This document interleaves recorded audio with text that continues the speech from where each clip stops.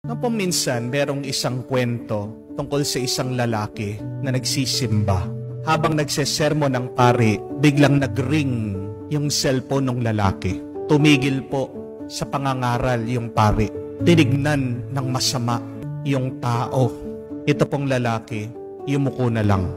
At pagkatapos po ng misa, nilapitan po yung lalaki na mga nagseserve sa simbahan na mga officer ng parokya. Pinagalitan. Noong pauwi, kasama nitong lalaki yung misis niya, sinermonan pa siya. Ito pong lalaki, nangako, hindi na siya magsisimba kahit kailan. Kinagabihan, yung pong lalaki, pumunta po sa bar.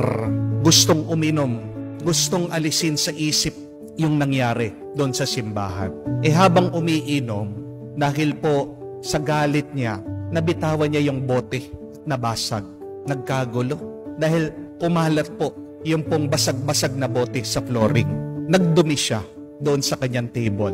I-expect na po, hinihintay nitong lalaki na magalit yung mga tao. Pero alam niyo po nangyari, ito pong mga kalapit niyang table, lumapit sa kanya, tinatanong siya kung okay lang siya. Kung hindi ba siya nasaktan, hindi ba siya nasugat. Bigla pong dumating itong janitor, winalis, nilinis, minap. Sinabi sa kanya, "Sir, huwag kang mag-alala." Dumating po yung manager, binigyan pa siya ng isang alak. Sinabi sa kanya, "Huwag kang mag-alala, sir. Aksidente lang yon. Lahat naman tayo nagkakamali eh." Alam niyo pong nangyari, gabi-gabi, pumupunta na yung lalaki doon sa bar. Palagi na siyang umiinom doon. Ano po yung aral? Madalas, tayong mga nananalig sa Diyos. Madalas, tayong mga palasimba. Yung ugali natin, hindi nakakatulong sa mga tao na makapasok sila sa langit. Madalas, tayong malapit sa simbahan, tayong makilig, manalangin at magsimba. Madalas, tayo pa ang nagiging dahilan para lumayo sa Diyos ang mga tao. Madalas, tayo ang nagiging dahilan bakit hindi makapasok sa langit ang mga tao. Babalayan ng Diyos. Warning yan ni Jesus. Sabi niya, kung ang pagsunod niyo sa kagustuhan ng Diyos ay kamukha ng pagtupad ng mga Pariseo at Eskriba, hindi kayo makakapasok sa langit. Dahil anong ugali ng mga Eskriba at Pariseo? Oo, ginagawa nilang kautusan ng Diyos. Pero ang kanilang puso, malayo sa Diyos. Ang kanilang ugali, hindi mabuti. Hindi sila mapagmahal, hindi sila mapagpatawad, mapaghusga sila. At kung mapaghusga ka, kung kinokondinan mo ang iba, hindi mo sila matutulungan makapasok sa langit. At ikaw din, kung hindi ka marunong magpatawad sa iba, kung palagi kang naghuhusga, hindi ka rin makakapasok sa langit. Malayo ka din sa Diyos. Amen? Bigyan po natin ng pansin ito, ang pagpapatawad. Napakaganda po ng sinabi ni Mother Teresa, that if you want to love, you must learn to forgive. Imposibleng magmahal na hindi nagpapatawad. Tayong tao, kailangan natin tanggapin walang perpekto ni isa sa atin. Kaya kailangan handa tayong magpatawad. Kung nga ang Diyos, perpekto na, Diyos na, nagpapatawad, ikaw pa kaya? Pabayaan mo ang Diyos siyang maghusga. Pabayaan mo ang Diyos siyang magkondena. Pero wag ikaw. Pag kaya mong maging mabuti at mabait sa isang taong nagkasala, sa isang taong nagkamali, malaking epekto ito sa kanya. Tutulungan mo ang tao. Kung pakikinggan niyo ang turo ni Jesus, anong sinasabi niya?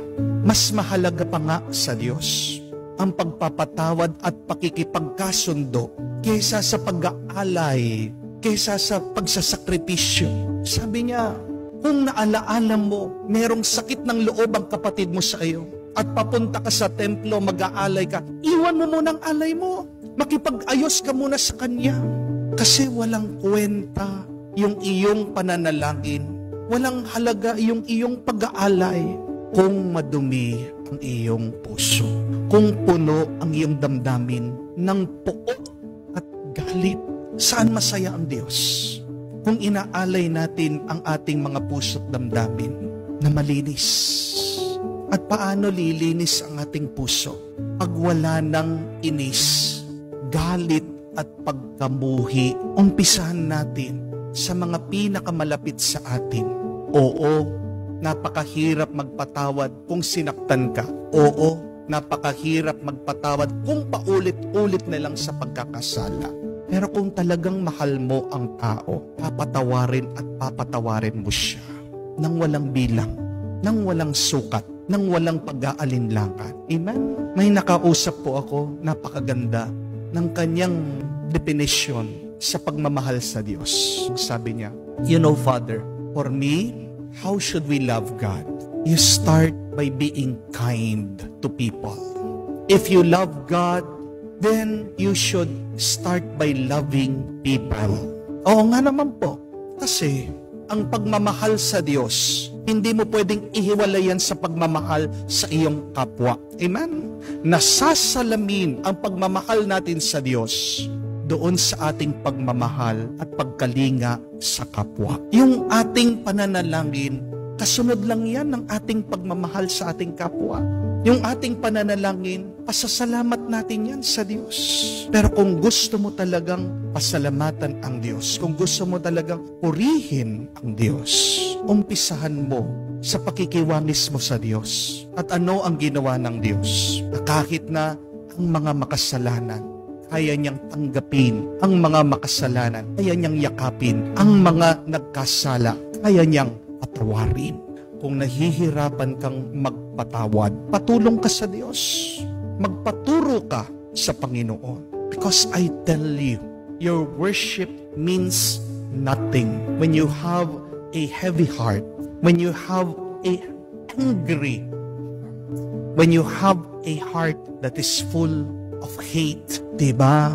Sa tingin ko naman, sasang-ayon kayo sa akin. Wala nang ibang pinakamasarap na karanasan ay yung nabubuhay kang wala kang galit at wala kang kagalit. Amen? Kaya umpisahan natin ngayon sa ating dasal, sa ating puso. Just like the Lord, let us forgive those who have hurt us. Yan ay ang umpisa ng tunay na pagsamba, pagmamahal sa Diyos.